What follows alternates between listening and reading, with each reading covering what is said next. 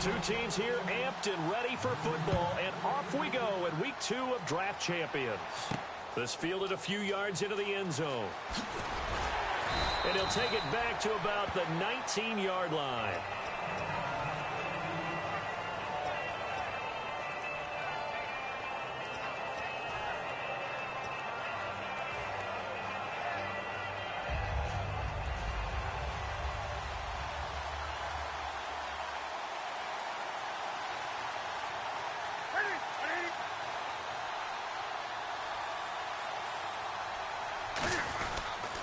They'll run for the first time with Devontae Freeman. 2 yards on the carry there. It'll be second down. That's a good play by the guys on the defensive side of the ball. Held them to a gain of 2. And that changes the playbook a little bit now for the guy calling plays. 2nd and 8. Now he's got to probably think about going to the air instead of maybe staying with the ground game.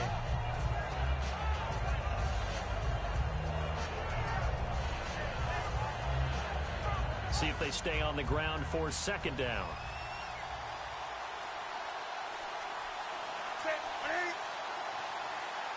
Play clock winding down. On second down, Freeman trying to find a lane, but instead he'll get back to the line of scrimmage. And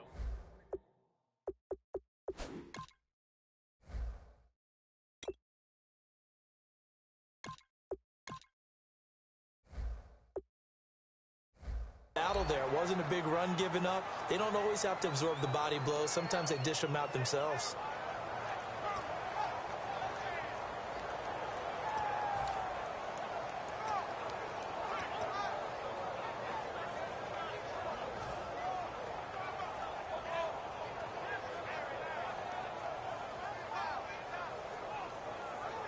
a tough spot here on their opening drive. This is 3rd and 7. Throwing on 3rd down, Newton. A bullet throw, but incomplete. He was looking for his tight end there, Kyle Rudolph. Now 4th down.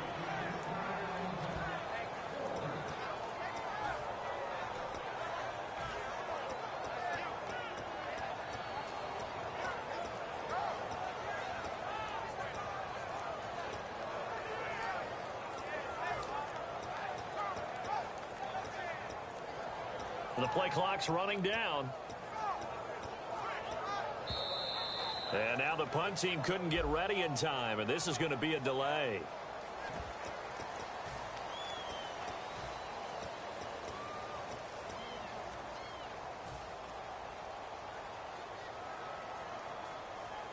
And Cam Newton's not coming off the field. They'll keep the offense out to go for it on 4th. They will go for it. Now Newton. And he will find his man. It's Kenny Brett. Give him 23 yards on the pickup. And they're able to move the chains as they convert on 4th and long. We often, with Cam Newton, talk a lot about his legs. Don't forget about that arm.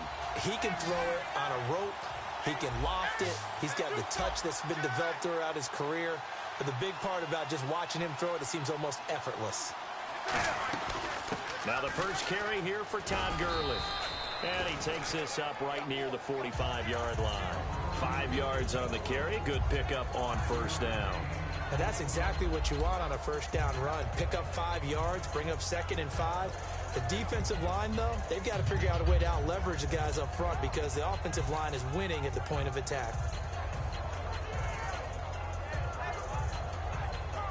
So 2nd and medium, 2nd and 5 now. Time running out here on the play clock. They'll stick to the ground game with Gurley. They'll say no gain on the play there, and now it'll be 3rd down. So nothing there. I don't know that that's all in the back, though. You got to look at blocking there, don't you? I would agree with that totally. At some point, they have to win at the point of attack. Instead, it's the defense getting it done again and holding them to no gain. 3rd and 5, so they bring in an extra defensive back. Expecting pass. Newton now to throw. And he's got the completion to Hopkins. Give him 10 yards on that one, and that'll earn him a fresh set of downs. Well, we always hear about the connections some quarterbacks have with certain receivers. I think this guy has a connection with just about everyone. Didn't mind throwing it in there against double coverage to him. Shows some confidence, supreme confidence. Big-time confidence that he would make the play for him, and he did. Now Gurley. And he'll be brought down at about the 42. Give him 3 on first down. It'll set up a 2nd and 7. Well, I think we know by now that every run is not going to be broken and get all the way to the end zone. But these short ones still have their value. You can still set up your play action and throw the football. You control the clock because you have the ball and they don't. And often the physicality sets the tempo for the game. Now on 2nd down, this is Gurley. Able to get away. That's why you keep the legs churning. And brought down, but not before they're inside the 25. He goes for 18 there as the drive will continue. And sometimes when you're watching a game, you can actually see drills in effect during a ball game. And what I saw there is what running backs call the gauntlet drill. Where they have to go through a series of defenders who are going to hit them, poke at the football, make them bounce, spin, dig for extra yardage, the whole deal. And we saw it there. His running backs coach, he's got to be awfully proud of that run. I wouldn't be shocked at all right now if there's a look of surprise on the big fella's face because he had the route that he wanted, running the corner, and usually he's able to use his body and catch the football, but a really nice play by the defenders, able to knock it away. Back to the air, Newton on 2nd down. He was looking for Mohamed Sanu there, and that takes us from 2nd to 3rd down. It's always tough for the guys throwing the football when they think they've got a completion and the ball's almost there, and then someone sneaks a hand or two in and bats it away. Newton to throw. And now another one thrown incomplete. And that one was knocked away, and I think the defenders are going to be a little upset with themselves. They made the play on the football, but that one felt like a forced pass by the quarterback. Thought he had someone open. He really wasn't. Maybe an example of having too much confidence in his receiver that no matter what, I'm going to throw it to him. And that was a play made by the defense, and it could have been a bigger one. Oh, it's dropped. He couldn't hang on. That would have been a big interception. Instead, they'll have a chance to get 3. Well, trying to be bold on the opening drive of the game, but that effort, it proves futile. How many times have we talked with coaches where they've talked about taking the emotion out of their decision-making? I think that opening drive, if he didn't have it in his head to go for it before, I think that keyed into it. They were doing so well, and he decided to really establish something there. They didn't get it. Now they got to make sure that they don't lose their focus. It's a tried-and-true formula, and I don't think it'll change for as long as we play football. If someone's trying to throw the ball and you can put pressure on them and make it tough, that's only going to help your defense. Yeah, he's since being hurried. He got rid of it before taking the hit, but incomplete.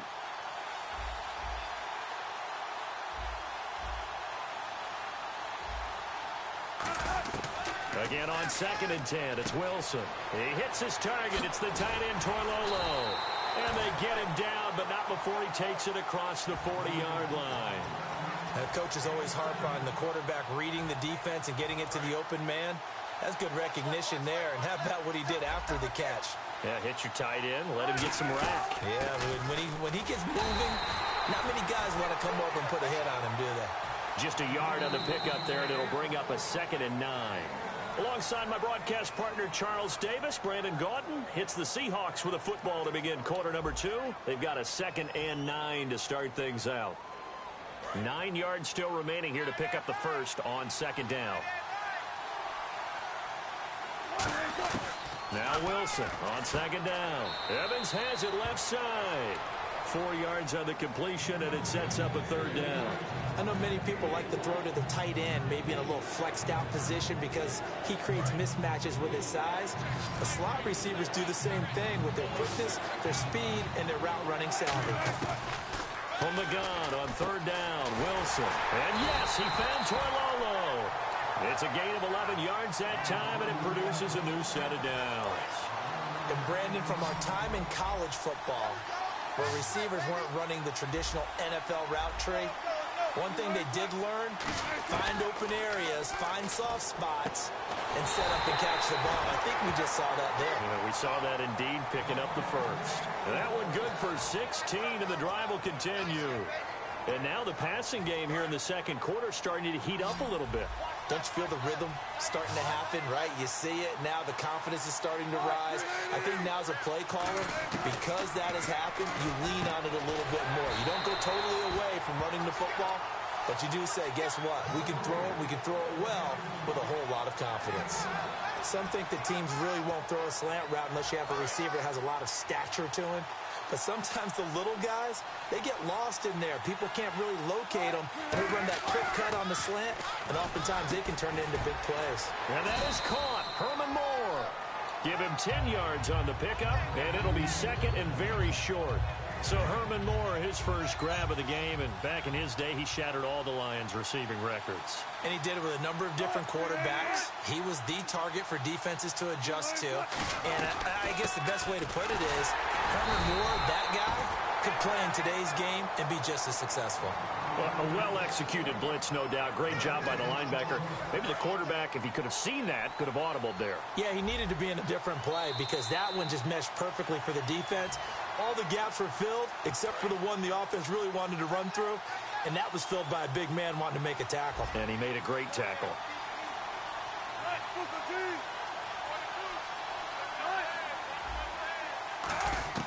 From the shotgun, Wilson. That's caught at the 3. And he will score. Touchdown, Seattle. Levine Toilolo. A 5-yard touchdown. And the Seahawks are able to strike for 6. And it's up and good. Out is the kickoff unit as they run up and send this one away. This fielded a few yards into the end zone. And all deep in his own territory, he coughs up the football. And here come the Redskins now. And on the last drive, they were in field goal range. They just opted not to kick it, didn't get it. How does that change the mentality this go-around? I don't think it changes much for the head coach because this is what he preaches all the time. Attack at all times in any spot on the field, and he likes touchdowns, not field goals. Now, your field goal kicker, you got to make sure you nurse him through and say, okay, don't worry about it. When we need you, you got to be ready to go. And the team, of course, loves to see points on the board. So let's see if it changes a little bit if they're in the same spot again. Yeah, we'll see what the decision is here if they get to that spot. Now Newton. And that's off the mark, incomplete. He was trying to find Ladarius Green there as tight end. And that'll make it 3rd down. Give him credit for batting it away, but unable to come up with the interception. And sometimes that joke does come true. Guys are on defense for a reason. Maybe their hands aren't quite as skillful as the guys on offense, but a lot of credit on that play for just knocking it away. Not only was that a 3-and-out, it was their 3rd straight incompletion on this drive, and they didn't even think about trying to run the football. Now they have to give it up.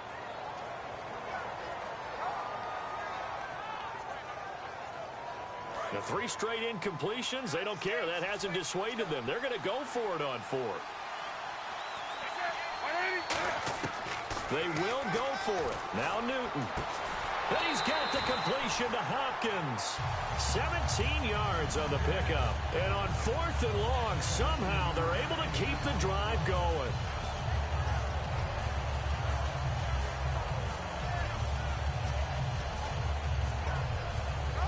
Fresh set of downs here.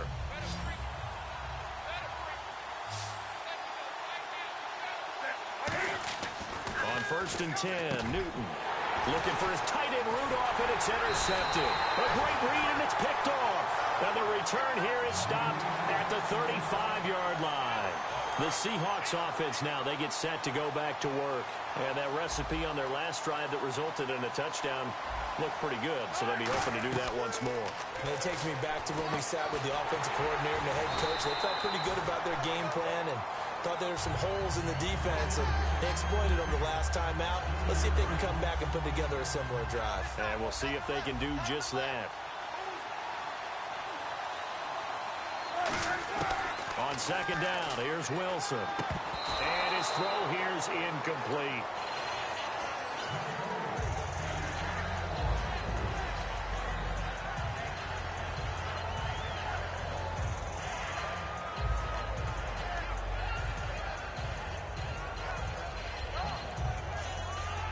Third down here for the offense after the incomplete pass.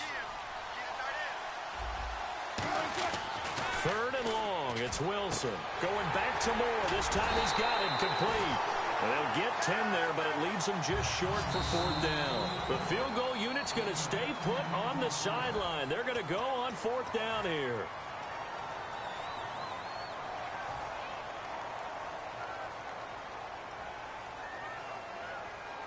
It would be a very makeable field goal try from here, but instead they're going to go for it. They're going on 4th down. It's Wilson. And yes, he found Toilolo. And he'll have the first down, getting this one to the 14-yard line. Now, whistles come in. We're going to get a timeout here by the offense. It's just their first, so they'll have 2 remaining here before we get to halftime. Throwing now, Wilson on 1st down. To the sideline, and oh, a nice catch there. Made sure the feet were inbounds, and they were. Was that a receiver? Yeah, actually it was. It was a running back who was a receiver on the play. I think he's been spending time in the receiver drills getting his feet down. Well, those guys out of the backfield, they got to be good, agile with their feet. He showed the agility there with a toe tap. No doubt about it. It's like he'd run to ballet school. Got the toes down and stayed in bounds. And now it looks like they're going to be in the hurry-up. Slant route's effective no matter who's running the route and catching the ball. But when you have a receiver of that stature... And he is in for the Seattle touchdown. Herman Moore in the final seconds of the first half. And the Seahawks add on to their lead. That's one of the better examples of clock management I've seen. Whittled it all the way down just about and still put the ball in the end zone. Yeah, just a methodical drive and something really to take into the lockers here. The kick unit for the Seahawks out there on the field, and we are ready to rock.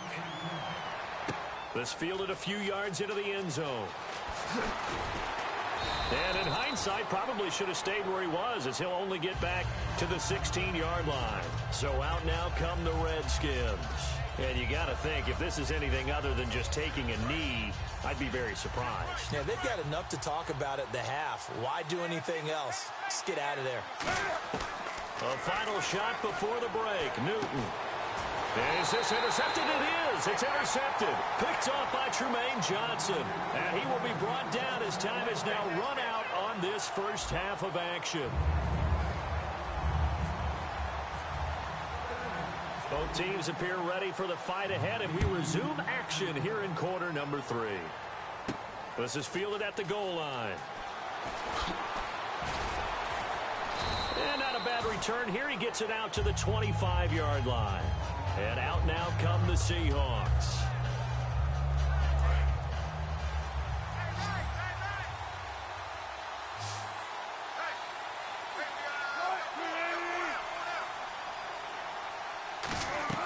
Now a play fake here on first down. Looking sideline, incomplete. Mike Evans, the one he was looking for. That'll bring up second down. I hope I don't sound too rah-rah on that one, but that's the exact right throw. Either your receiver gets it or no one gets it. Give him a lot of credit for being really precise with it. Got rid of it. No one got it. He hits his target. It's the tight end, Toilolo. A nice pickup there of 11 yards, and it'll move the sticks. And a good quarterback facing zone coverage. If he has just a little bit of time to survey the scene, that's what's going to happen. No doubt about it. If there's no pressure, he's going to continue to pick them apart because he'll have all that time to find someone open downfield. He can only cover for so long. So maybe they want to go to a zone blitz scheme, get a little bit more pressure. Remember when Carolina did that against Denver? They lost the game ultimately. They dropped the defensive end out, and he ended up with an interception in that game in Super Bowl 50. Maybe some sort of scheme like that to try and get more pressure at the passer. He's got a man wide open. It's Herman Moore. And all the way in, touchdown Seattle.